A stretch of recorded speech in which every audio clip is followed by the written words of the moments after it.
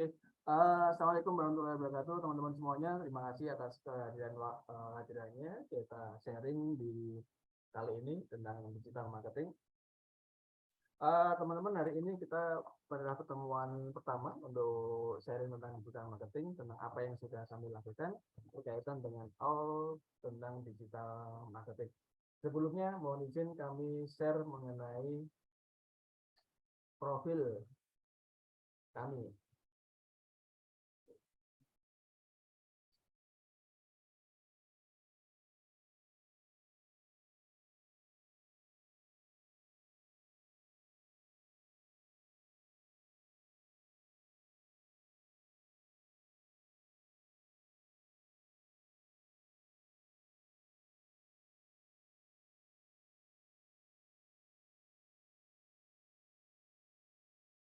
Langsung ya.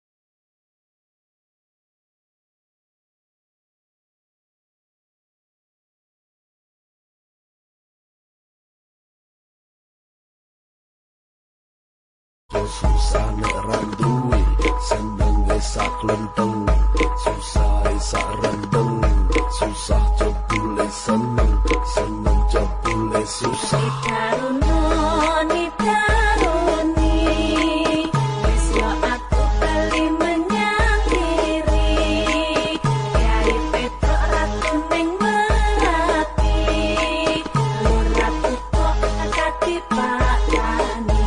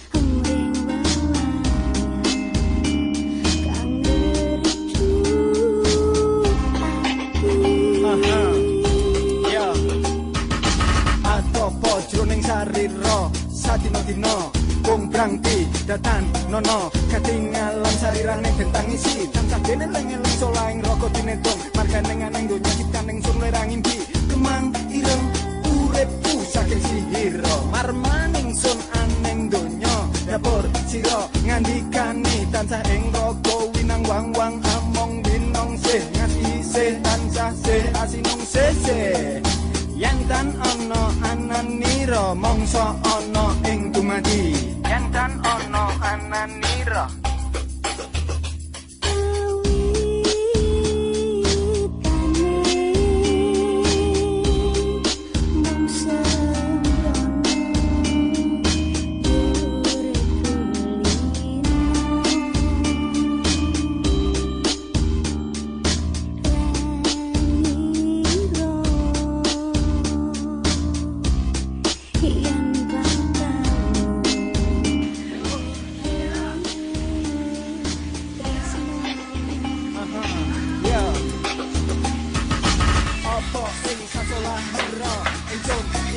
ojo keri sanadyan murub iko tano toleh loro pati sakar sama maesi saking siro merganing sun iluneng sun dalam barapan siro kang herbeni ranging nolo karsaning sun karsaniro yen to siro amis prasangka jroning karon nggih tunggal cara jiwa tunggaling karsa tenang nggih.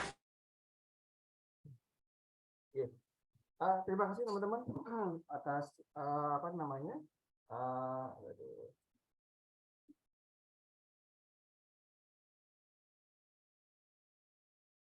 teman-teman, terima kasih atas apa namanya perhatiannya. Suara saya bisa masuk nggak ya? Ada suara ya? Masuk. Halo, ada suara saya nggak? Di apa saya nggak masuk ya? Masuk suara? Masuk ya? Oke. Ya teman-teman, itu tadi sedikit profil kami. Saya dari itu saya upload tahun 2000 berapa tadi? Sekitar 5-6 tahun yang lalu saya upload, dan kalau teman-teman tadi melihat videonya masih pecah-pecah ya karena pada waktu itu kami upload hanya pakai HP biasa. Karena pada waktu itu saya berpikir saya main online tahun 2006 setelah gempa. Saya belajar di Solo, kemudian dari 2007 saya belajar di Asian Brand, belajar tentang digital marketing. Pada waktu itu masih SEO ya, belum ada Facebook, belum ada marketplace, masih Google aja. Atau kalau main marketplace ya marketplace-nya luar negeri kayak Amazon, kemudian Alibaba gitu. Tapi kalau untuk Indonesia belum ada marketplace. Nah, pada waktu itu saya upload, kemudian saya menggunakan HP biasa. Jadi kalau pecah-pecah, belum ada editing seperti sekarang ya mohon dimaklumi. Tapi ada satu hal yang ingin saya sampaikan adalah bahwa saya memulai aja tentang digital marketing itu ya mulai aja. Bahwa tadi saya nunjukin bahwa background saya sebenarnya bukan IT, background saya juga bukan apa namanya, bukan tentang digital gitu. Tapi background saya dari saya SMP, saya sudah ikut tinju. Ya, ada Ustadz saya, Ustadz Taufik yang selalu mendampingi saya, mengingatkan saya kalau ada saya salah-salah ya. Mohon maaf Ustadz, ini murid dengan yang paling bandel. Jadi memang background saya awalnya memang tidak punya basic komputer, tetapi saya menunjukkan kepada teman-teman semuanya bahwa apapun background kita, selama kita mau serius tentang apa yang kita yakini, insya Allah memberikan kemudahan, memberikan pertolongan. Nah, ketika saya mulai jualan online tahun 2007, itu saya minta waktu ke istri saya pada waktu itu, saya nyampaikan, saya mau belajar tentang digital marketing, saya mau fokus, saya minta waktu 3 bulan. Saya mau minta waktu 3 bulan untuk belajar digital. Alhamdulillah, pada waktu itu masuk bulan kedua sudah ada pesanan dari Papua, dari pesanan dari Sulawesi gitu. Ya alhamdulillah kemudian tembus ke Singapura, Brunei, Malaysia itu dari SEO, dari digital marketing. Dari situlah pada waktu itu kami yakini oke. Dan alhamdulillah ketika saat ini ada sosial media, ada marketplace, itu jauh lebih cepat, jauh lebih simpel.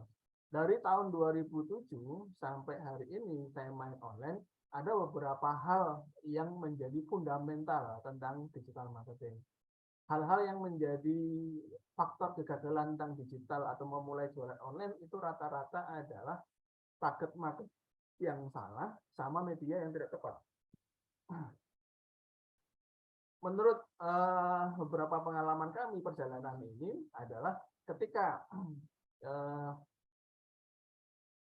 mulai jualan online, kami menemukan bahwa ketika saya mulai jualan online atau memulai jualan online, itu hampir teman-teman yang belajar bareng sama kita atau perusahaan yang mulai mengarah dari konvensional ke online, itu faktor kegagalannya adalah salah menentukan target market sama media yang tepat. Nah, media ini kalau di Google, kalau di Indonesia itu ada kolam ya, ada Google, ada marketplace, ada sosial media, ada apps. Sosial media sendiri ada Facebook, IG, sekarang ada TikTok. Kemudian kalau marketplace ada, teman-teman juga tahu ada Shopee, Lazada, Bukalapak dan lain-lain. kemudian ada Google pun sendiri ada email, ada YouTube, kemudian ada aplikasi. Nah, semua media itu bisa kita gunakan. Tetapi ada catatannya adalah selama market-marketnya jelas, sama alurnya jelas. Jadi kalau kita jualan online, kemudian kita menentukan cara jualannya, oke saya menggunakan sosial media misalkan. Kenapa kita menggunakan sosial media? Rata-rata adalah ketika teman-teman mulai berjualan online menggunakan sosial media misalkan, menentukan medianya menggunakan sosial media, itu karena trennya sosial media, merasa bahwa trennya sosial media kemudian harus terjun ke sosial media. Tapi belum pernah melakukan tes market dulu, gitu. Belum pernah melakukan validasi dulu apakah market saya itu ada di sosial media gitu. Apakah behavior market kita itu ada di sosial media, atau jangan-jangan market kita bukan di sosial media tapi justru ada di Google misalnya atau di marketplace, atau pintu masuknya customer itu bukan sosial media tetapi justru ada di Google. Nah, itu perlu kita validasi. Nah, ada beberapa kasus. Kami pernah menangani beberapa perusahaan. Katakanlah perusahaan itu berbasis katakanlah tentang kesehatan misalnya. Nah, katakanlah contoh misalkan tentang sunat misalnya. Nah, kan jasa ya, jasa sunat. Nah, ketika seseorang ini pengen sunat, untuk bertanya maksudnya ya, kalau bapaknya kan nggak mungkin. Kalau anaknya kan nggak mungkin juga setting kan, jadi kan bapaknya atau orang tuanya yang pengen kan. Nah, dia akan mencari informasi di mana, di Google misalkan. Ketika di Google kita cek, ternyata benar orang jasa sunat misalkan, rumah sunat muncul di webnya, kemudian dia klik websitenya, dia mencari informasi, oh perusahaannya ini misalkan. Dia lihat di halaman satu ada 10 web kan.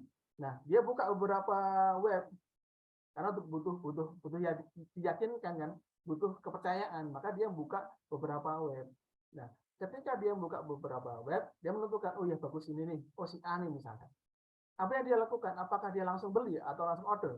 Belum tentu. Karena dia butuh diyakinkan lagi. Dia melakukan apa? Dia mencari informasi di tempat lain. Dia nyari di Google Maps. Benar nggak kantornya ada nggak? Gitu. Bagaimana reviewnya? Kemudian dia nyari di sosial media.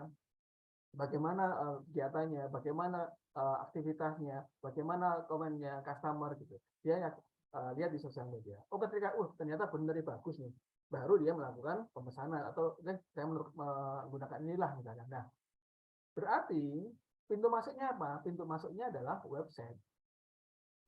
Kalau pintu masuknya website, sosial media sebagai apa? Sebagai tempat untuk membangun kepercayaan. Maka sosial medianya bukan konten-kontennya bukan jualan, tetapi konten-kontennya adalah konten-konten yang mengarah, yang meyakinkan seseorang itu, oh iya ini benar nih misalkan gitu. Contoh kasus berikutnya adalah ketika kami menangani branding atau saya tentang branding, tentang digital marketing. Saya pernah punya customer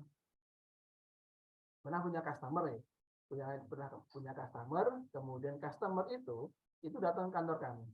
Ketika dia datang, dia ngobrol sebentar langsung melakukan pembayaran. Saya bertanya, loh Pak, kita kan baru bertemu Pak, kok ngobrol sebentar kok langsung deal gitu. Oh enggak Pak, saya sudah tahu Pak Edi. Loh, udah tahu dari mana? Saya tahu Pak Edi suka berkomunitas dengan orang-orang yang jilbabnya besar gitu. Saya ketawa. Loh, tahu dari mana, Pak? Ya. Terus saya lihat di sosial media Bapak sama di Google-nya bilang, Bapak pernah pakai topi tulisan tertentu gitu ya. Artinya Bapak komunitas itu gitu. Saya ketawa. Nah, saya tanya begini, bagaimana Bapak kok bisa yakin? Begini, Pak. Dia nyari jasa atau konsultan digital marketing. Jasa membangun tim gitu. Dia kontak. Dia lihat profil saya di Google.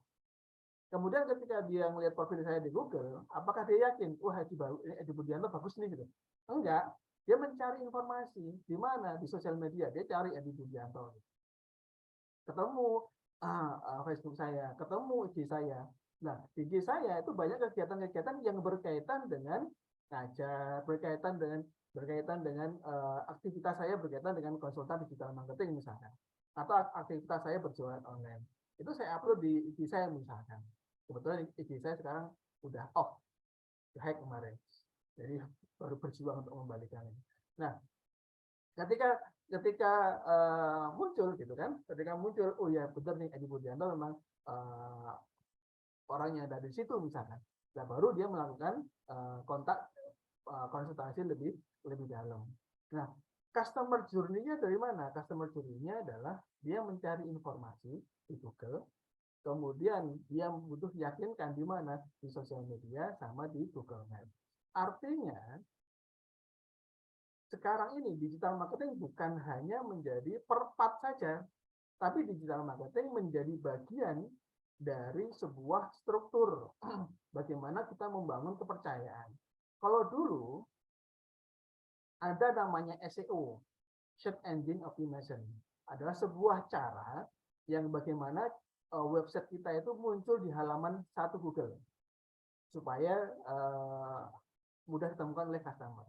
Itu SEO. Kalau sekarang bukan hanya SEO, tetapi adalah SEO artinya adalah Search Experience Optimization.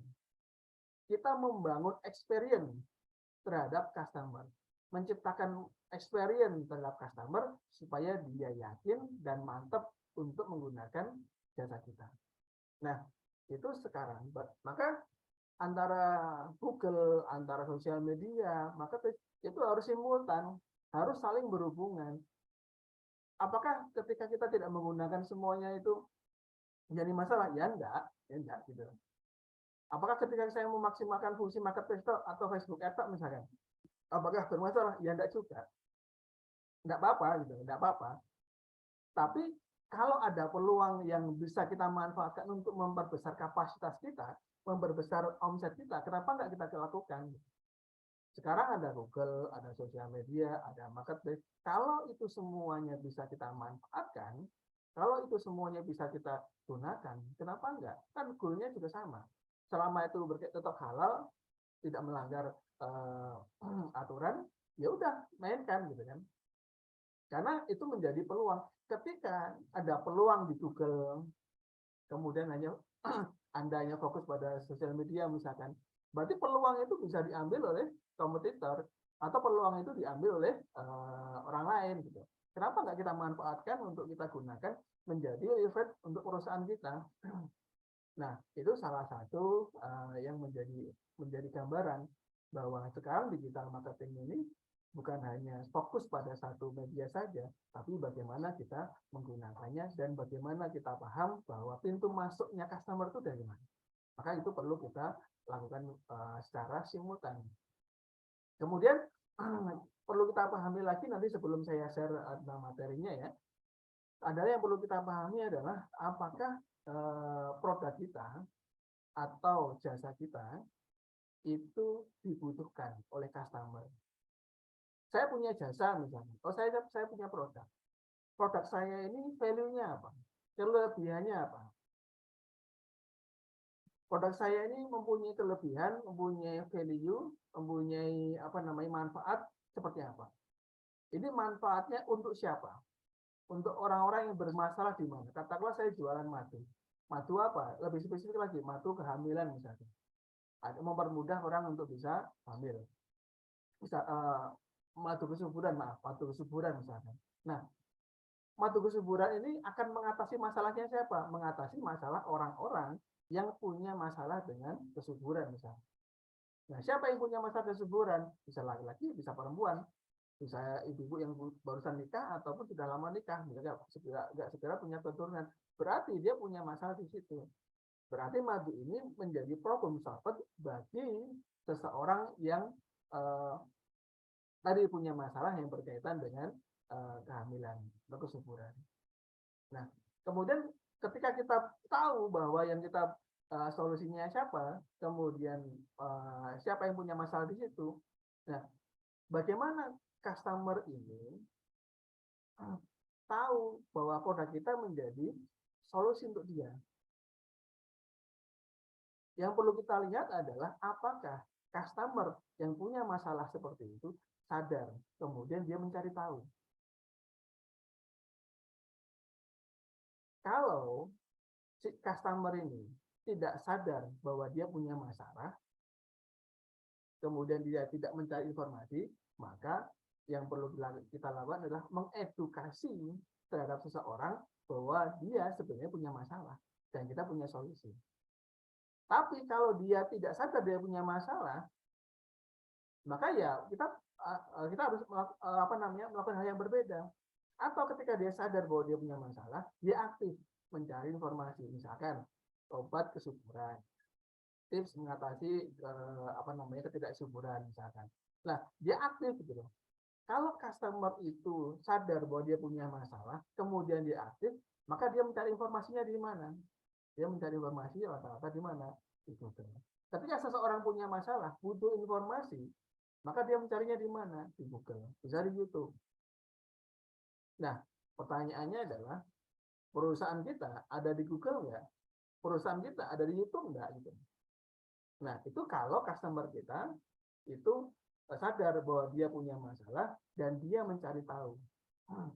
Maka usahakan, yang paling penting adalah biasanya kalau customer itu punya masalah, dia ngetik kenapa. Coba cari di Google, customer itu punya masalahnya, kemudian mencari informasinya seperti apa. Yang dia ketikkan apa? Cari di Google. Ketika Anda mengetikkan misalkan obat kesuburan misalnya, ada nggak web kita di sana? Adakah sosial media muncul kita muncul di sana gitu? Nah, tidak ada. Berarti kita perlu melakukan prioritas. Oh, ternyata saya butuh website nih.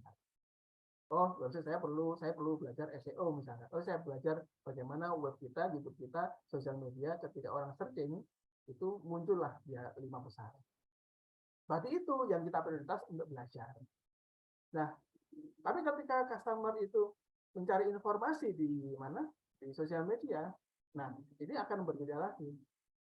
Kita mengedukasi pada mereka. Jadi, intinya adalah di tahap pertama ini, kalau produk kita adalah produk yang dibutuhkan oleh customer, kemudian customer belum teredukasi, maka yang perlu kita lakukan adalah edukasi.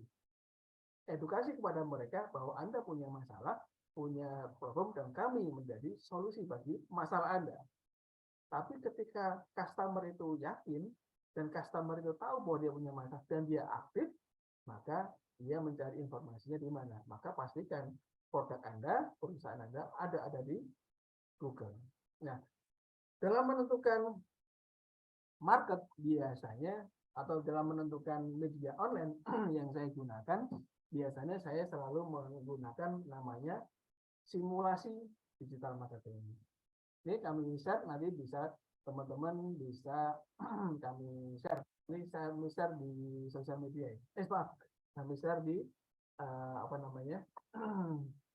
di email. Bagi teman-teman yang kira-kira mau bertanya, bisa langsung shake hand. Kemudian nanti ada tim kami akan melihat atau menyampaikan kepada saya ada pertanyaan seperti apa.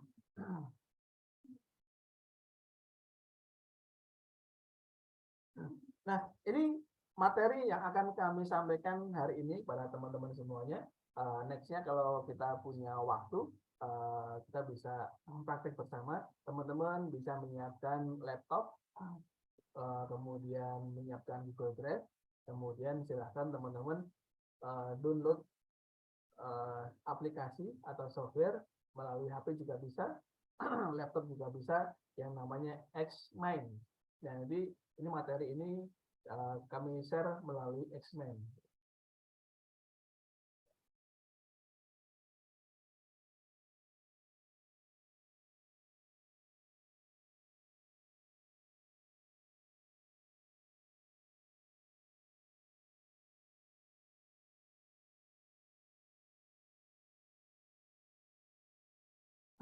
Nah, ini salah satu Xmind yang saya lakukan.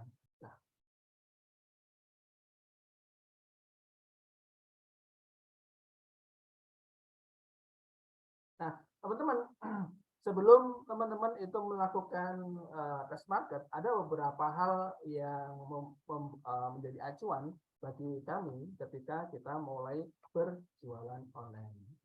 Ada beberapa hal yang perlu teman-teman pahami terlebih. Yang pertama adalah harus paham teknis. Paham teknis ini adalah paham bagaimana mengerjakan, memastikan tentang apa yang mau kita kerjakan di dunia online. Paham cara yang mengerjakannya, alurnya paham, polanya paham, kemudian logikanya paham. Contoh misalkan, yang disebut paham tentang Google bagaimana, Facebook bagaimana, Marketplace bagaimana. Ini kalau cara mengerjakannya paham, tapi pola mengerjakannya salah, ya nggak jadi, nggak akan terjadi closing atau tidak terjadi, bisa terjadi menjadi sebuah bisnis. Proses menjadi sebuah bisnis ada tahapannya, tahapan itulah yang perlu kita pahami bersama. Kemudian dalam proses paham teknis ini ada 4 hal. Yang pertama adalah pahami polanya atau alurnya. Yang kedua adalah pahami waktunya, waktu pengerjaannya, waktu postingnya misalkan. Yang ketiga, dampak pengerjaannya itu adalah jelas. Kemudian dari pola eksekusi itu nanti teman-teman akan mengetahui teknis tercepat menghasilkan lead gimana. Misalkan saya posting nih, posting di TikTok misalnya. Kalau saya posting di pagi hari itu dampaknya seperti apa? View-nya berapa, like-nya berapa, komen berapa. Tapi kalau postingnya siang hari itu dampaknya seperti apa? Kalau posting malam hari dampaknya bagaimana? Nah, itu harus kita pelajari. Ada rumusnya, ada logikanya. Nah, itu berkaitan dengan pola. Tapi kalau pola itu tidak dipahami, ya akhirnya apa? Kita posting hanya ketika menunggu konten jadi. Oh, Anda yang ada ambil video misalkan, ambil foto. Diedit pakai Canva, diedit pakai CapCut misalkan. Hari ini belum jadi, ya besok pagi aja lah, nggak apa-apa. Oh, besok pagi udah jadi, udah sore aja nggak apa-apa. Nah, itu tidak punya ukuran yang jelas, gitu. Sehingga logika atau algoritmanya nggak dipahami atau nggak ada alurnya yang jelas. Tetapi kalau kita punya logika, kenapa harus posting pagi hari? Kenapa harus posting di siang hari? Kenapa harus malam hari? Oh, kenapa harus menggunakan hashtag ini? Kenapa ukurannya sekian? Itu ada ukuran, ada pola yang jelas. Karena market kita itu beda-beda. Market saya sama market Anda itu mungkin berbeda karena bisnis kita berbeda. Saya bicara tentang digital marketing misalnya. Kemudian saya sekarang jualan tas. Kemudian saya kemarin jualan pisau misalnya. Marketnya beda-beda. Karena marketnya beda, logikanya berbeda, cara mainnya juga berbeda. Algoritmanya juga berbeda gitu. Karena itu beda-beda, maka yang saya harus lakukan adalah menemukan pola eksekusi yang benar untuk market yang tepat. Maka jangan pernah meninggalkan tim Anda, jangan pernah membangun tim jika pola eksekusinya belum benar. Karena ketika teman-teman belum apa-apa sudah bangun tim, kemudian diserahkan pada tim yang kemudian tim itu belum tahu polanya, ya dia posting, dia mengerjakan sesuatu yang dia inginkan. SOP-nya nggak jelas, KPI-nya nggak jelas. Karena apa? Ya itu tadi, bahwa yang kita kerjakan, yang kita lakukan ini tidak ada ukuran yang jelas bagaimana kita membangun sebuah proses digital marketing. Nah, teman-teman,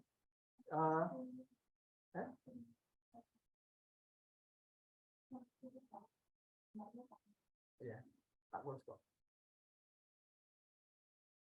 Ya, itu teman-teman ada pengingat dari tim saya. Oke, teman-teman, kalau nanti ada sesuatu bisa langsung chat. Kalau ada yang mau ditanyakan bisa langsung chat ya. Nanti saya jawab. Kemudian mau izin kami lanjutkan karena belum ada pertanyaan. Mudah-mudahan penjelasan saya jelas. Nah, kemudian teman-teman, tadi di awal saya menyampaikan bahwa yang disebut digital marketing ini antara media lain dan media yang satu itu saling berkaitan. media satu dan media lain itu saling berkaitan. Nah, di sini saya mau izin menyampaikan begini.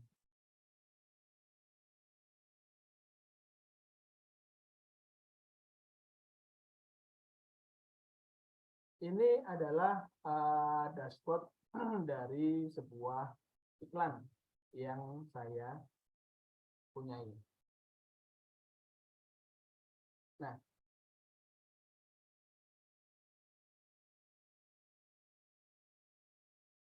ini adalah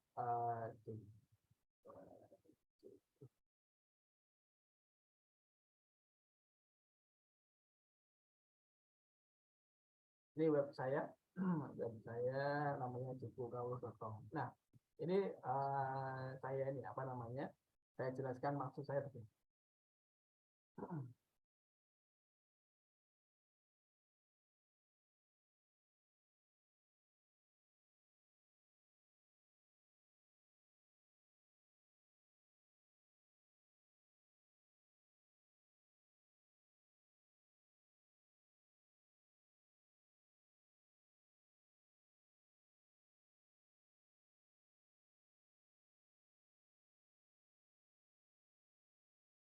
Ini misalkan ya, salah satu logika yang saya mainkan. Begini, saya menggunakan yang namanya website, kemudian sosial media, kemudian TikTok. Saya menggunakan TikTok juga. Nah, teman-teman pernah nggak lihat di Shopee ya? Lihat di Shopee, kemudian Anda ngelihat katakanlah sandal misalnya, nyari sandal di Shopee. Kemudian ketika Anda nyari sandal, itu tidak melakukan pembelian, cuma lihat-lihat aja gitu. Nah, kemudian selang beberapa saat Anda lihat di IG, kemudian atau lihat IG, scroll IG, kemudian gambar sandal tadi muncul di IG, gambar sandal tadi muncul di Facebook. Ketika Anda lihat YouTube, gambar sandal tadi muncul di YouTube. Pernah nggak teman-teman? Nah, itu namanya remarketing. Itu namanya remarketing. Bayangkan saja.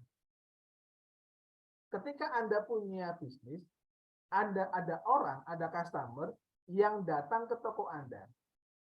Anda nggak tahu WA-nya, betul kan? Karena cuma datang dia nanya, kemudian Anda nggak punya kontak nomornya, tidak ada tahu namanya. Bisakah Anda follow up dia? Tidak bisa. Nah, secara digital, kelebihannya digital itu adalah kita bisa mengfollow up orang-orang yang pernah mengunjungi kita. Orang-orang yang pernah datang pada kita itu bisa kita follow up, bisa kita edukasi atau kita persuasi. Sehingga kalau bahasa saya ada namanya akuisisi market gitu. Menarik nggak kira-kira?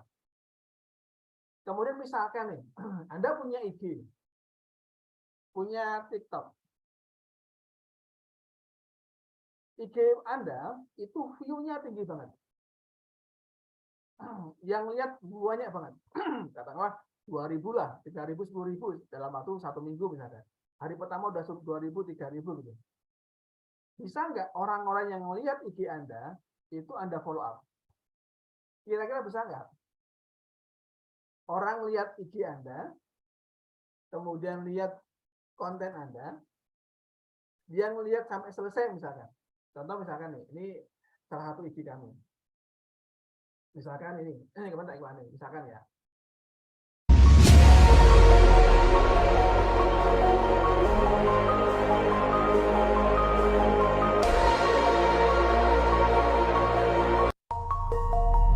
Oke, ini contoh. Selesai masuk ya. Oke. Ini contoh. Ada orang lihat IG saya, kemudian lihat konten ini misalkan, lihatnya sampai selesai. Atau dia ngeliat cuma 50% atau 20%. Kira-kira orang yang nonton video ini, nonton tok ya, tidak like, tidak komen, kira-kira bisa kita follow up nggak kira-kira? punyakah Anda data orang-orang yang melihat video Anda? Ada nggak? Silakan komen kalau apa namanya bisa di follow up. Orang-orang yang sudah melihat IG Anda, video sampai selesai, dia tidak komen, dia tidak like, tidak melakukan apa-apa, itu kira-kira bisa di follow up nggak? Ketika Anda punya konten, kemudian dia nonton sampai selesai konten Anda, kira-kira dia tertarik pada produk Anda nggak? Kalau dia tertarik, kemudian tidak di follow up, kira-kira apa yang Anda lakukan di sosial media, mubazir nggak kira-kira? Kalau mubazir enggak sih. Ya.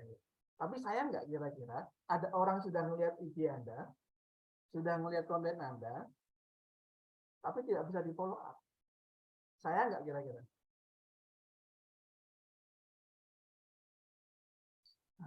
Nah, kalau misalkan kita punya cara untuk memfollow up customer, kira-kira menarik nggak bagi Anda? Nah, ini contoh. Video saya tadi, ini saya simpan di sini. Saya simpan, kemudian saya naikin lagi kapasitasnya. Ini contoh, ini videonya kemarin. Ini ada beberapa video, contoh. Ini video saya ya. Ini video saya yang kemarin. Ini sudah ada 3.100 sampai 3.600 orang-orang yang sudah menonton video saya. Ini saya rekam berapa persen. Nah, nonton aja, ketika dia nonton saja, tidak melakukan like, tidak melakukan komen, dia nonton saja, itu kita bisa memfollow up mereka supaya mereka tertarik dengan produk kita. Lebih penasaran dengan kita. Nah, kalau itu bisa kita lakukan, berarti proses digital marketing lebih sempurna nggak kira-kira? Nah, teman-teman punya IG, punya TikTok, punya Facebook, misalnya. Sering posting, sering membuat konten, tapi tidak membangun database, tidak membangun aset digital, kira-kira yang Anda lakukan ini sudah sempurna atau tidak? Jika ada pilihan nih, ada pilihan. Anda posting saja, menunggu orang like sama komen, atau memaksimalkan menjadi lebih baik, orang Anda posting sebuah konten, orang nonton sampai selesai, kemudian Anda follow up. Kita edukasi mereka. Ya artinya, ketika seseorang itu semakin paham dengan kita, maka semakin mudah bagi kita untuk melakukan edukasi. Logika saya seperti ini, misalkan.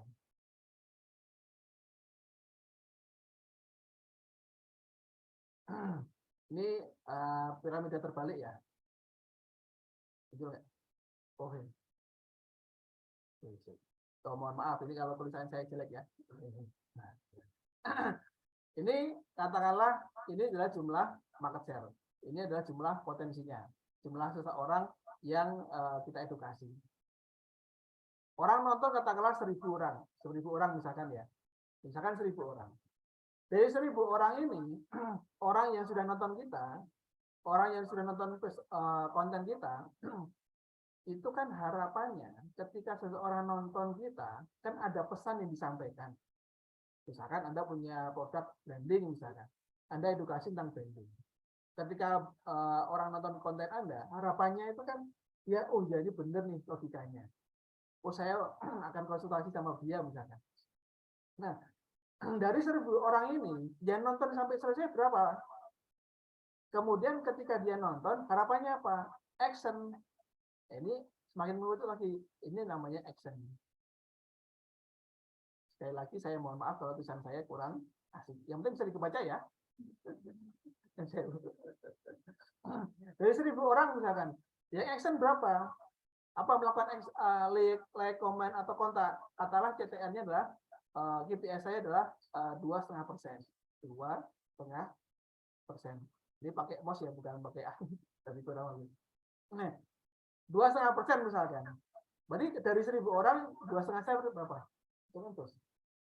Kira-kira berapa? 1.000 orang kali 2,5% berapa? Berapa? Tim saya ini matematikanya canggih-canggih ini. Berapa? 1.000 orang kali 2,5% berapa?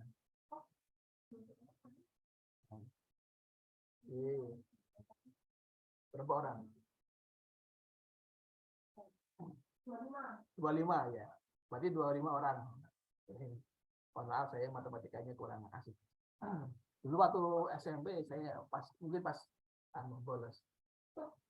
Oke, dari 1.000 orang yang nonton konten kita, itu harapannya adalah melakukan action. Actionnya apa? Like, komen, atau kontak. Harapannya adalah kontak. 25%. Dari 25% yang kontak kita itu menjadi buyer. Artinya ketika dia menjadi buyer ya, itu udah closing. IPS saya adalah 20%. Berarti 25 orang, 20%-nya berapa? Katakanlah 3, misalkan ya. 3. Yang closing adalah 3. Misalkan ya. Berarti dari 1.000 orang ini yang sudah nonton video kita, konten kita, ada ukuran 2,5% yang harus melakukan action. Tapi adalah ketika teman-teman sudah punya konten, sudah sering posting, sudah sering buat konten, view-nya tinggi, katakanlah 10.000, tapi yang action-nya tidak 2,5%, maka ada masalah pada konten Anda.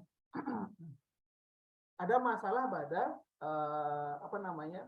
cara penyampaian pesan Anda, itu ada masalah. Coba dikoreksi videonya. Nah, cara mengoreksinya adalah teman-teman akan punya data orang tuh nonton berapa persen, berapa itu akan kelihatan. Contohnya di sini. Nah, ini mohon izin saya.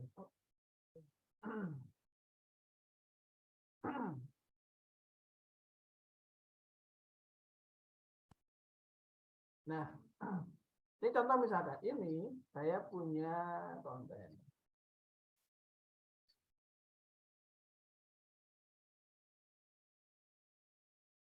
Nah, ini contoh misalkan ya. Kelihatan nggak ya? Kelihatan ya? Sudah saya zoom. Ini contoh. Orang yang sudah nonton video saya yang ini kan video saya yang saya rekam. Ini video saya. Ini 4 tahap dalam evaluasi tim digital. Caranya benar, polanya sesuai, waktunya tepat, dan dampaknya jelas. Selling, branding, atau hanya ini videonya. Dari video pertama itu yang nonton itu adalah 5.000 orang. Ada yang 4.000, ada 6.000 orang dalam beberapa hari. Yang nonton cuma 25%, artinya nonton sebentar kemudian dia close atau scroll lagi 3.000 orang. Yang nonton sampai selesai itu ada 1.000 orang. Totalnya ada 5.000 orang yang nonton sampai selesai. Dari 1.000 orang, ya dari 5.000 orang itu yang mengunjungi halaman saya atau mengunjungi profil saya itu ada berapa? 315. Dari 5.000 orang itu yang mengunjungi halaman saya itu ada 3.100. Yang melakukan keranjang itu dari yang input keranjang ada 210 orang. Nah, dari 4 konten ini yang bagus yang mana? Yang bagus yang ini. Karena apa? Menghasilkan 146 keranjang. Nah, ini ada logika yang saya mainkan tentang apa? Bahwa konten yang kita lakukan, digital marketing yang kita lakukan, itu antara satu media dengan media yang lain, itu harus ada simultan, ada ukuran yang jelas. Bagaimana kita melakukan. Dan ini teman-teman, tool ini itu sudah ada di kita. Jadi kalau ada orang yang kemudian dia mengunjungi web kita, atau mengunjungi sosial media, itu mereka bisa kita rekam. Nah, ini contoh. Ini adalah web saya Joe Kauro. Saya punya pelatihan khusus owner. Saya punya pelatihan, untuk apa namanya, untuk IT. Kami juga punya parents club untuk parenting, contoh ini sebenarnya. Saya juga jaga personal branding. Keempat media ini marketnya beda nggak kira-kira? Beda banget ini. Ini khusus owner untuk para pengusahanya, ini untuk timnya, ini untuk ibu-ibunya, ini personalnya. Beda nggak? Beda banget. Marketnya beda-beda. Tetapi apakah mereka bisa kita kelompokkan sendiri? Bisa. Kalau kita punya medianya. Kita punya tahu caranya. Bagaimana caranya untuk mengelompokkan seseorang tadi? Nah, ini contoh. Orang yang sudah mengunjungi halaman saya, khusus owner, maka follow up saya akan berbeda. Orang yang sudah mengunjungi halaman saya untuk parenting, saya follow up-nya berbeda. Nah, kita bisa mengkategorikan itu kalau digital marketing yang berkaitan semua media itu antara media satu dengan media lain itu saling berkaitan. Nah, kemudian intermezzo. Teman-teman semuanya pernah mengunjungi sebuah kafe misalkan di kota Anda. Mengunjungi sebuah kafe, kemudian ketika Anda mengunjungi sebuah kafe, Anda pulang misalkan. Pulang, kemudian selang beberapa jam ada notifikasi di HP Anda. Anda barusan mengunjungi kafe ini misalnya. Betul nggak? Nah, kan notifikasinya muncul di HP jenengan ya. ada Anda barusan mengunjungi dari lokasi ini misalnya. Kok dia tahu? Kok Google tahu kalau Anda barusan mengunjungi dari sana? Dari mana mereka? Kok tahu? Dari Google Map? Dari Facebook? Atau pernah nggak teman-teman melihat di Facebook itu ada notifikasi teman-teman SMA Anda barusan ada di tengah kota Yogyakarta? Pernah lihat? Nah, kok tahu ya itu ya? Kok Facebook tahu ya dia teman kita itu? Karena apa? Itu dari seringnya interaksi. Nah, kalau kita bisa mengakses itu semua, kira-kira menarik ya?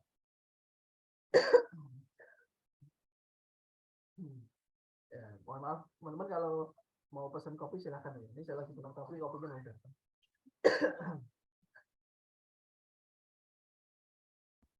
Ya teman-teman, Bapak Ibu semuanya yang saya hormati, mungkin saya.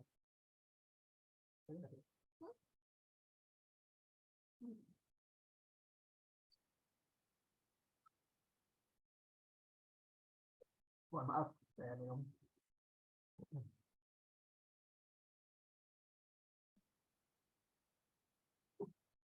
Ya teman-teman, saya sambil saya nyiapin bentar. Kalau ada pertanyaan silahkan langsung di komen, silahkan langsung bertanya, dipersilahkan. Saya kasih waktu 5 menit untuk bertanya, kemudian saya terangkan. Kalau nggak ada, saya lanjutkan ke materi. Saya siap bentar. Silakan.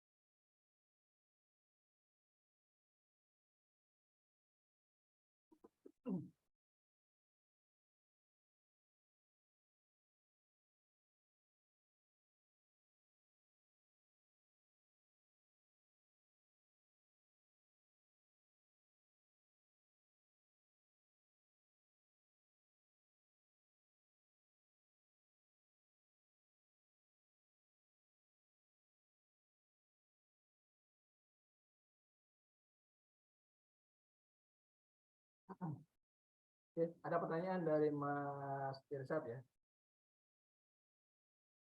Bagaimana bila kita belum ada dana untuk iklan? Ya teman-teman, beberapa saat yang lalu, dulu ketika saya mulai online, saya juga belum punya budget untuk iklan. Tetapi untuk saat ini, biasanya nih, biasanya kalau saya sudah punya apa namanya, saya mulai nabung, itu adalah ketika saya mau melakukan tes market, itu biasanya saya membudgetkan itu kurang lebih sekitar 1 jutaan itu untuk melakukan tes market. Biasanya tes market itu berjalan sekitar 2-3 minggu. Nanti dari tes market itu akan ketemu polanya, pola untuk menghasilkan lead tercepat. Nah, bagaimana kalau kita belum punya budget? Nah, kalau kita belum punya budget iklan, maka yang perlu kita lakukan adalah yang pertama, pastikan media online yang kita gunakan itu cepat menghasilkan lead.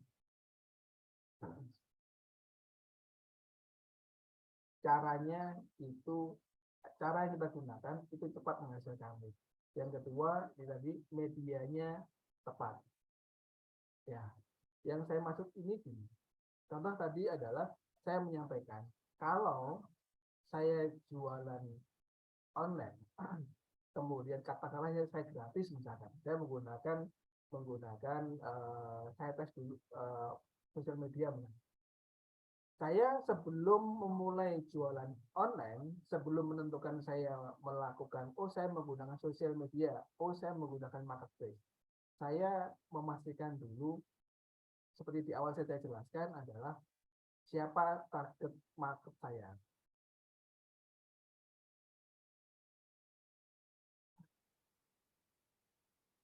Nah, ini saya jelaskan nanti ya di sini.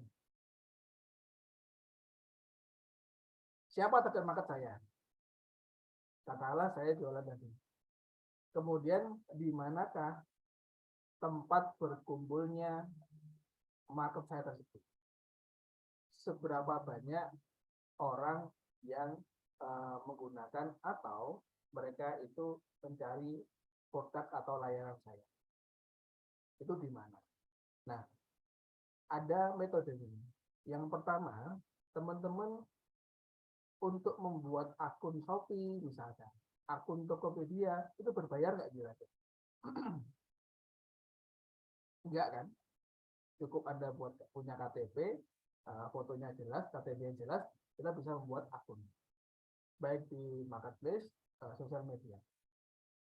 Membuat akun tidak berbayar. Bahkan ketika teman-teman menggunakan Shopee ya, itu ada namanya Kak kemarin yang ikut tanding tuh, yang dapatin poin itu loh di Shopee itu. Kamu bisa untuk iklan tuh, main game.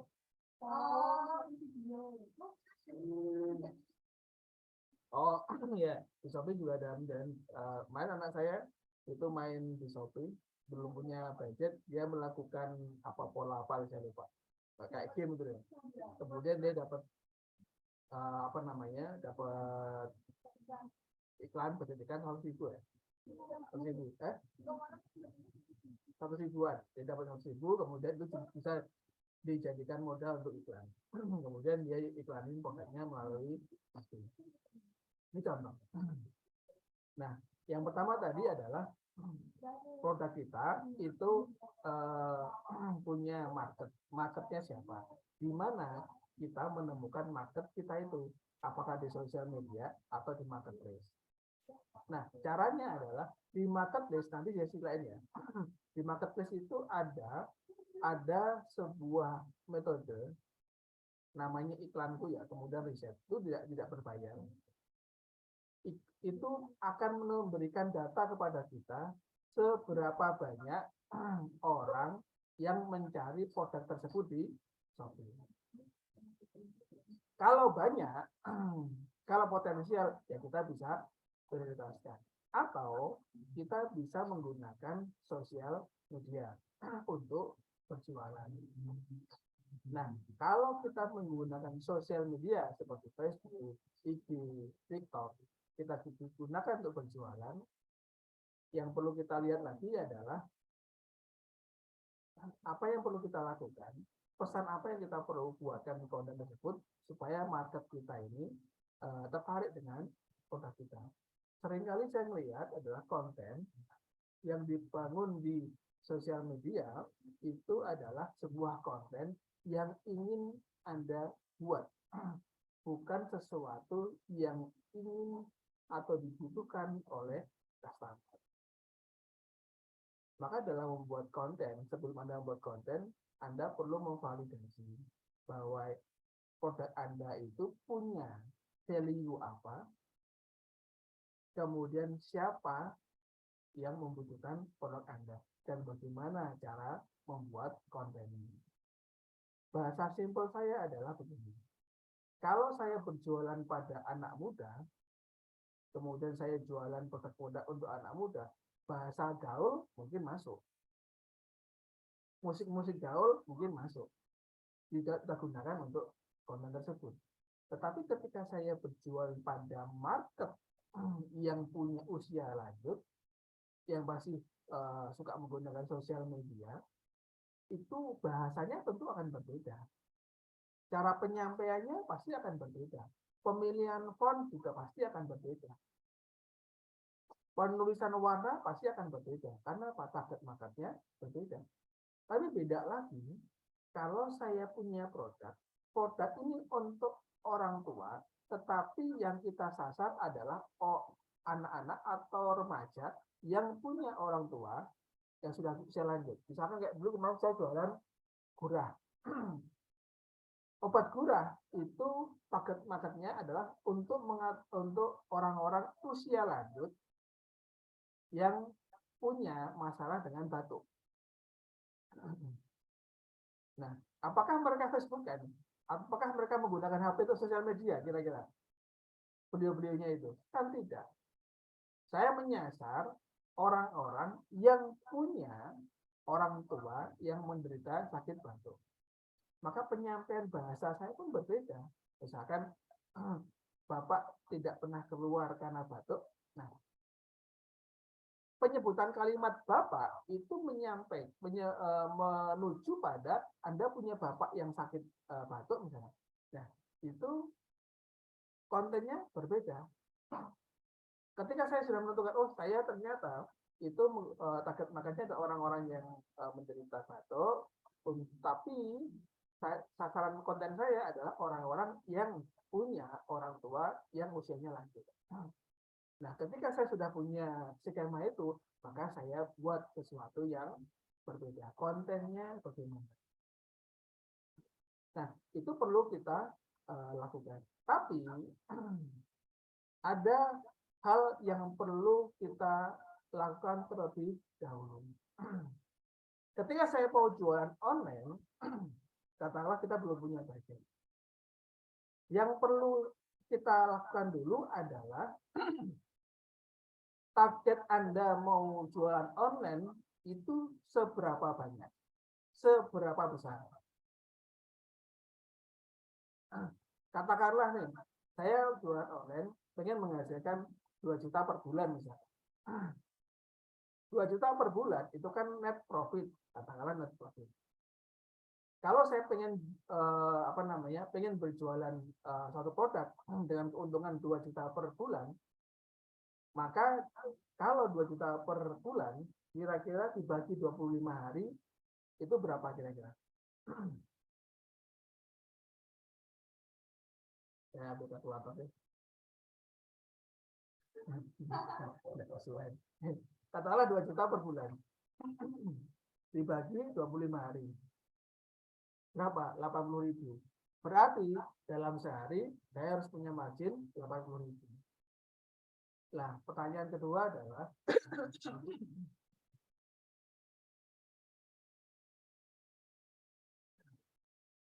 saya jualan produk apa yang keuntungannya 80.000?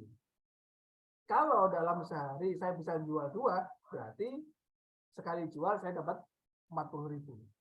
Sekarang produk apa yang keuntungannya per penjualan adalah 40.000. Oh, saya misalkan jualan kaos misalkan. Oh, saya jualan buku misalkan. Oh, per buku itu saya keuntungan saya 40.000. Berarti saya harus bisa menjual 2 buku untuk mendapatkan keuntungan 80.000. Berarti yang perlu kita lakukan adalah saya harus mencari produk yang keuntungannya per penjualannya 40.000. Supaya saya bisa minimal jualan 2 sehingga saya bisa dapatkan 80.000 atau 2 juta per bulan. Nah, seringkali teman-teman, bahwa saya itu sering ketemu ada kasus gini. Saya ketemu UMKM. Dia jualannya sambal. Kemudian saya tanya, targetmu itu kamu punya keuntungan berapa tahun sebulan? Dia nyebutinnya adalah 5 juta per bulan. Targetnya itu dia pengen punya penghasilan 5 juta per bulan. Oke, 5 juta per bulan. Dibagi 25 hari, berarti kamu harus dapat keuntungan 200.000 per hari. Pertanyaan saya, sambelmu itu keuntungannya berapa satu penjualan? Kan harganya 12.000 ya. Dia bilang 3.000. Berarti kalau targetnya 200.000 per hari, berarti 200.000 dibagi 3.000 rupiah. Karena keuntungannya 3.000. Berarti sebulan dia harus menjual 66 paket. Aduh, dia tak kaget. Aduh, Pak, susah Pak kalau jual sehari 36. Nggak susah. Nah iya, kan targetmu 200.000 per hari. Kalau keuntunganmu adalah per sambalnya adalah 3.000, berarti 200.000 dibagi 3.000. Ada 67 orang. Berat Pak? Oke. Sekarang kalau berat, berarti kira-kira bisa nggak orang beli itu tidak satu, cuma 2. Atau 1 paket lah, satu minggu, katakanlah belinya 5. Bisa nggak? Mungkin Pak. Oke. 200.000, maaf. Berarti kalau 3.000, orang beli orang 5 ya, berarti 15.000. 15.000 per keuntungannya, per penjualan misalnya. Berarti 200.000 dibagi 15.000. Berarti sehari menjual 13 orang.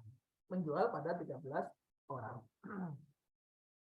Bisa nggak? Bisa Pak. Oke, sehari 13 orang yang melakukan pembelian. Targetnya adalah 13 penjualan per hari. Masih bisa Pak. Dia meyakini itu. Oke. Nah, pertanyaan berikutnya adalah apakah kan sehari terjual 13, ya kan? Itu yang beli. Nah, pertanyaan saya adalah gini. Tolong dipahami pelan-pelan ya. Kalau ada orang yang beli 13 orang per hari, berarti kira-kira dalam sehari itu yang kontak minimal berapa? Yang beli itu kan 13. Berarti kira-kira minimal orang yang komen, orang yang chat, itu minimal berapa supaya terjadi 13. Kalau konversi rate-nya, kemampuan membelinya adalah kemampuan closing rate-nya adalah 50%, misalkan. Jadi orang yang ada 10 orang yang chat, 50%-nya pasti beli. Berarti closing rate-nya 50%. Berarti kalau 13 orang yang beli, berarti minimal orang yang chat berapa? 13 kali 2. Berarti paling tidak per hari orang yang komen, orang yang chat kurang lebih 26 sampai 30 orang per hari. Karena apa? Targetnya adalah 13 closing. Berarti targetnya berikutnya adalah per hari itu harus ada 26 sampai 30 orang yang komen di akun kita. Nah, pertanyaannya adalah sekarang konten Anda yang diposting di sosial media itu apakah sudah ada 30 orang yang komen? Biasanya kalau 30 orang yang komen berarti view-nya paling tidak 26 itu adalah 30 orang itu adalah 20% dari orang yang nonton. Berarti berapa persen? 300 atau 3.000 orang. Ya katakanlah 1.000 orang misalnya per hari orang yang nonton. Nah, berarti kita punya target. Kalau saya pengen berjualan sehari 13, minimal itu yang komen adalah 26 orang. Kalau ada 26 orang yang komen, berarti orang yang nonton video saya minimal ada kurang lebih 300 orang yang nonton. Kalau CTR-nya tadi 2,5%. Kalau ada konten Anda itu ada 1.000 orang yang nonton, tapi yang komen tidak ada, berarti ada masalah di video Anda. Karena orang yang nonton tidak tertarik, berarti ada masalah.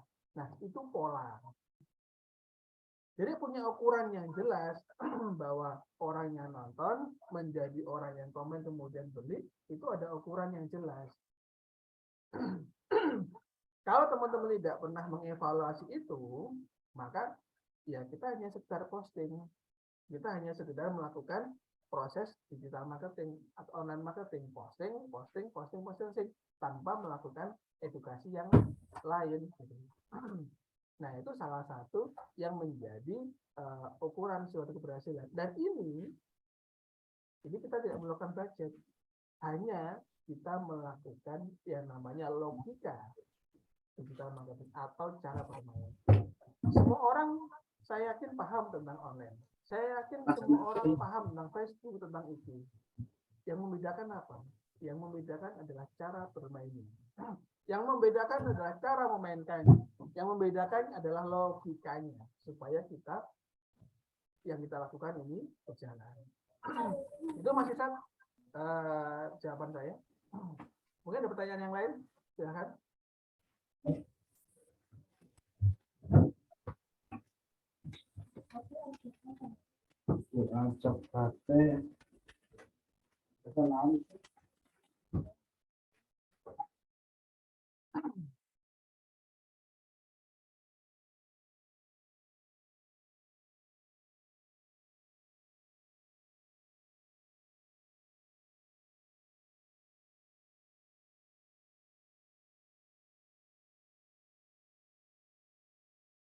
Nah, itu teman-teman bahwa yang kita lakukan tentang berkaitan dengan digital marketing, tentang apa sih yang kita perlu lakukan, itu karena kita melakukan beberapa hal supaya kita tahu dan paham bahwa yang kita lakukan ini ada ukuran yang jelas. Kapan ada lead-nya, kapan ada closing-nya, kemudian kalau ada kapan closing-nya sudah ada, kapan sudah scale up-nya, itu ada ukuran yang jelas. Sehingga yang kita lakukan ini akan terukur. Yang bikin kita pusing atau membuat kita stres adalah ketika kita sudah merasa melakukan proses digital marketing tapi tidak segera menghasilkan. Bagaimana kita mau menghasilkan secara online sedangkan kita nggak tahu ukuran yang jelas kapan kita mau menghasilkan. Kalau kita punya ukuran berapa yang mau kita capai, itu salah satu yang menjadi ukuran bagi kita bagaimana kita membangun sebuah proses digital marketing.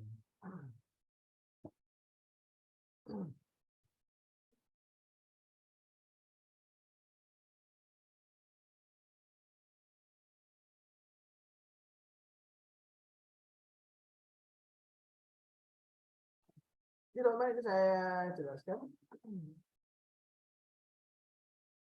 Saya mulai online itu yang saya lakukan dulu adalah validasi market. Market saya itu ada di mana? Menggunakan Google atau menggunakan sosial media atau kita menggunakan marketplace. Kemudian ketika saya sudah melakukan namanya proses digital marketing, saya mulai membangun aset. Yang kedua adalah saya mulai membangun aset.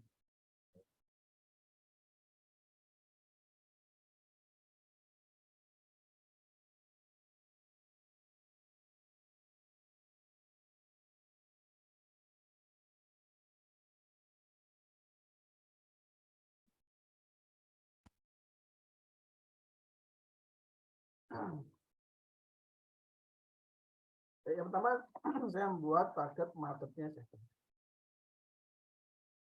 Kemudian yang kedua adalah menentukan market distribution.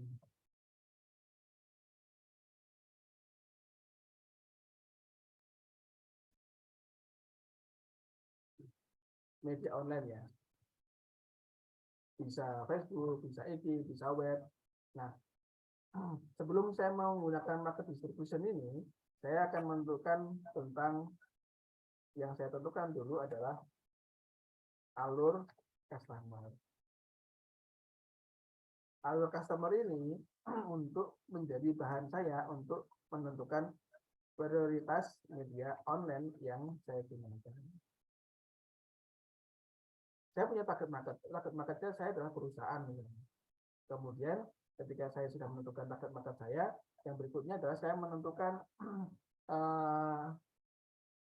market distribution, media online yang akan saya gunakan. Media online tadi saya mengatakan ada 4 pola besar, ada Google, ada sosial media, ada marketplace, ada apps gitu kan. Dari semua media online tadi, mana yang akan kita prioritaskan. Kita akan memutuskan untuk prioritas mana yang mau kita lakukan jika kita tahu media yang tepat. Kita tahu alur dari customer. Nah, dari sini market distribution ini akan kelihatan. Goal yang ketiga adalah strateginya. Strategi digital marketing. Yang keempat, goalnya adalah menentukan tim atau apa yang kita pelajari. Nah, logika saya begini, ketika teman-teman itu sudah membuat market distribution media online, kemudian sudah ada alur customer-nya, sudah jelas, kita bisa menentukan, oh ternyata media saya itu menggunakan Google dulu misalkan, oh menggunakan website dulu misalkan.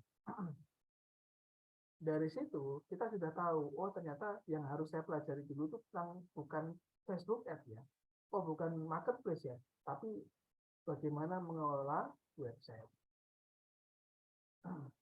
Kemudian ketika saya belajar mengenai pengelolaan website, itu akan dipilih lagi, mau saya lakukan sendiri atau saya menggunakan vendor, atau saya membangun tim.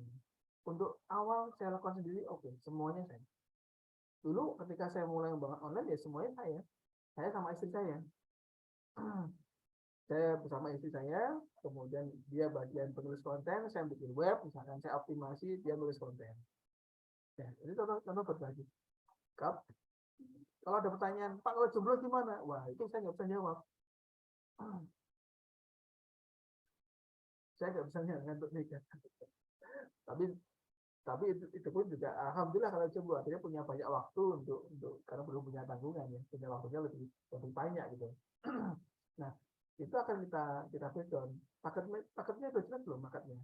Kemudian yang kedua, market distributionnya apa? Media online yang kita gunakan apa? Kemudian bagaimana alurnya? Bagaimana positioningnya?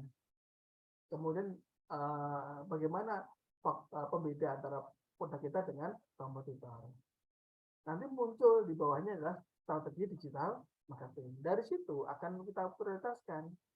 Oh ini bisa saya kerjakan sendiri. Oh ini nggak bisa. Oh ini dikerjakan vendor misalnya. Nah itu adalah kebutuhan dengan tim. Tim itu mengacu pada strategi yang sudah kita buat. Dulu teman-teman, sebelum pandemi, saya punya tim itu kurang lebih 33 orang. Tim konten sendiri ada beberapa orang itu. Saat ini, tim konten hampir kita sendiri.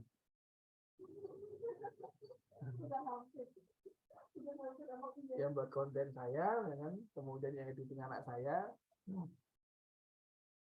Ada beberapa hal yang kemudian yang lebih efektif saya lempar ke vendor. Karena lebih cepat. Cost-nya lebih murah. Kalau dulu saya membuat konten, saya produk tas ya, itu ada tim talentnya, ada tim editingnya, ada tim kameramennya, ada sendiri. Peralatannya juga lengkap. Dulu. Saat ini di Jogja khususnya ya, itu ada mahasiswa yang mereka itu membuat konten video yang bagus cukup dengan 100.000. Nah, kan lebih efektif. daripada kita buat sendiri. Waktu saya membuat, saya gunakan untuk melakukan riset. Nah, itu adalah background tentang tim, bahwa tim yang kami bangun, tim yang kami buat berdasarkan strategi yang muncul dari sebuah media online. Nah, itu salah satu yang menjadi contoh bagi kami untuk membangun tentang tentang market digital marketing.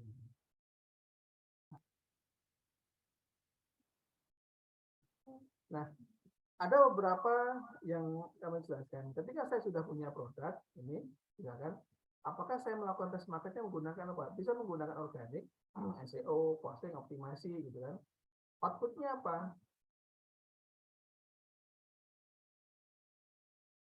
Kalau saya menggunakan Shopee, misalnya bagaimana? Ini adalah pola simulasi. Dan teman-teman, kabar baiknya adalah X-Men ini nanti akan saya bagikan pada teman-teman yang nantinya teman-teman ini bisa mempelajari dari X-Men. Ini nanti akan kami emailkan kepada teman-teman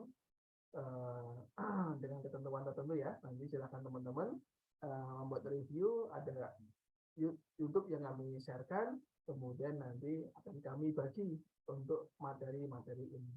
Bagi teman-teman yang nanti melakukan review, bisa ngobrol face to face dengan saya mengenai produk atau bisnis Anda atau bisnis yang Anda kerjakan, itu bisa ngobrol bareng dengan saya, baik offline maupun online.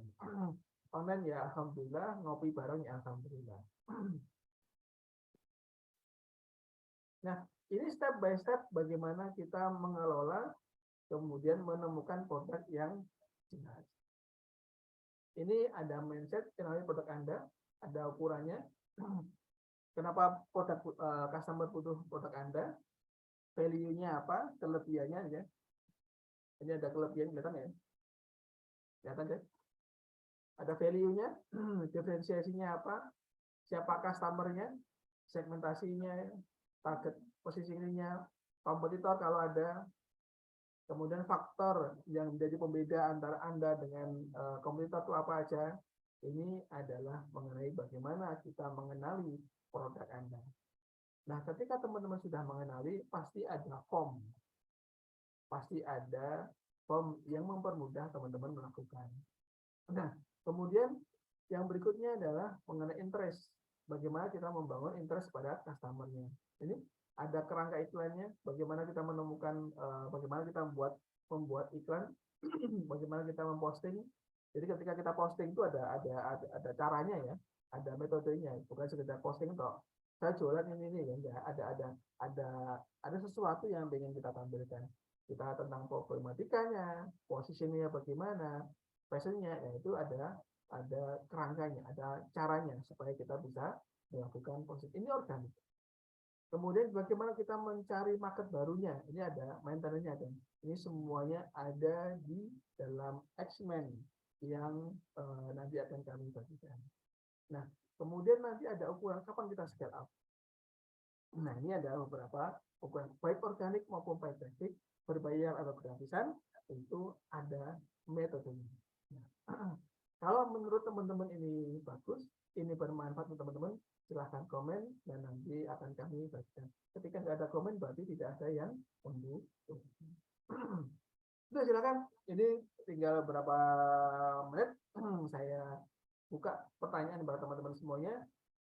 Silakan bebas bertanya atau ngajak saya ngopi, ayo silakan.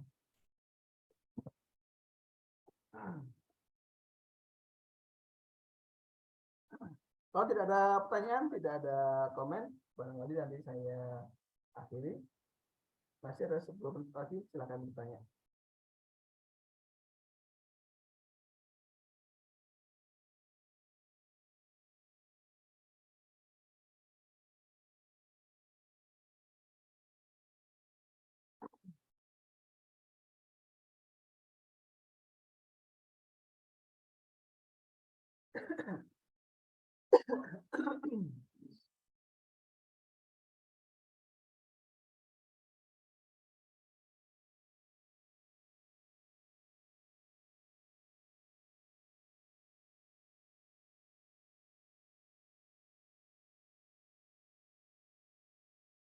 Sama-sama Mas Hasan. Ya, silakan teman-teman komen. Ada pertanyaan bisa kami infokan. Ya teman, jika tidak ada, mungkin bisa kita akhiri.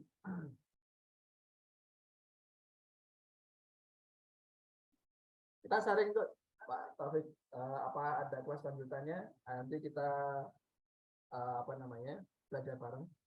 Kebetulan kalau di Joko Kawro saya ada pelatihan gratis, ya, namanya Jodin. Jodin itu judul apa namanya? Digital Intelligence, setiap hari Sabtu 5 kali pertemuan gratis dari jam 9 pagi sampai jam 1 siang. Itu ada di Jogawro. Kita bisa belajar sharing tentang digital marketing langsung praktek mulai dari organik sampai paid traffic.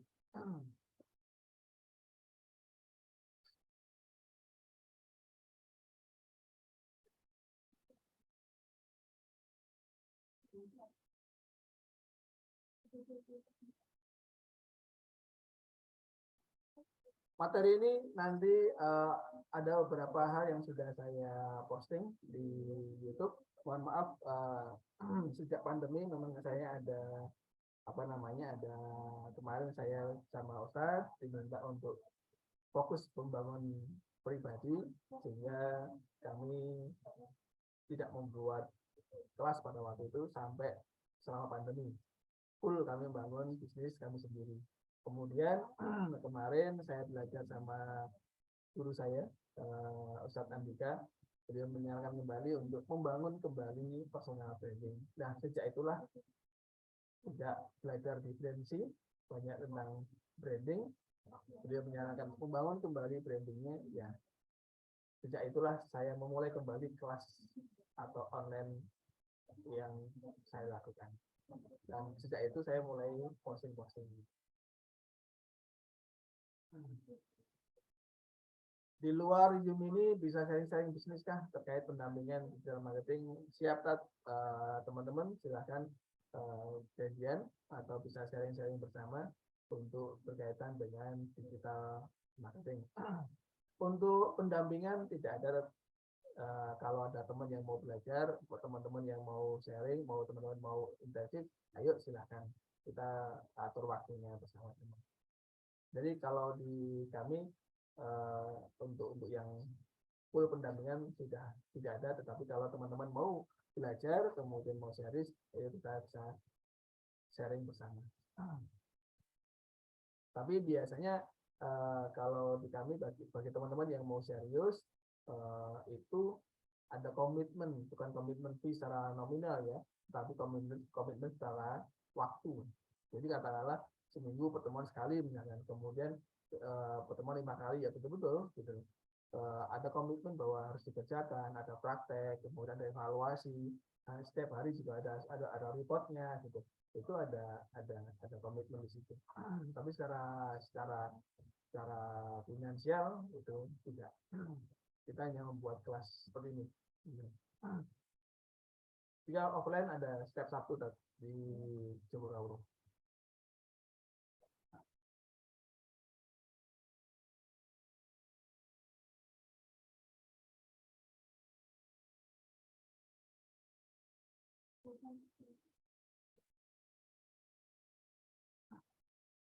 Ya teman-teman semuanya, terima kasih pada Mbak Eri, Pak Sajan, Mas Irsyad, Mas Jeki, Arena, Mas Taufik tentang alhamdulillah bisa ketemu hari ini.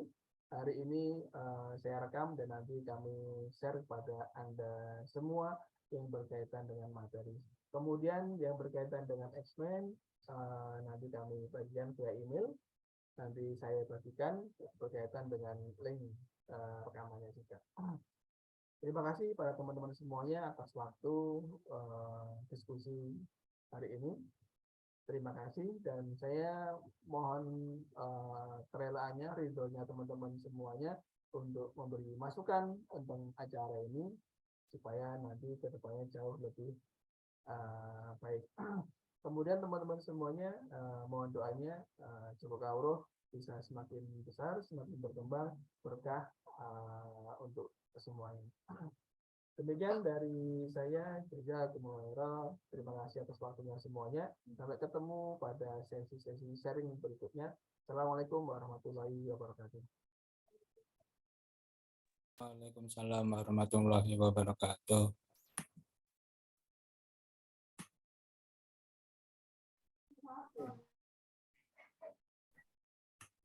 Assalamualaikum warahmatullahi wabarakatuh.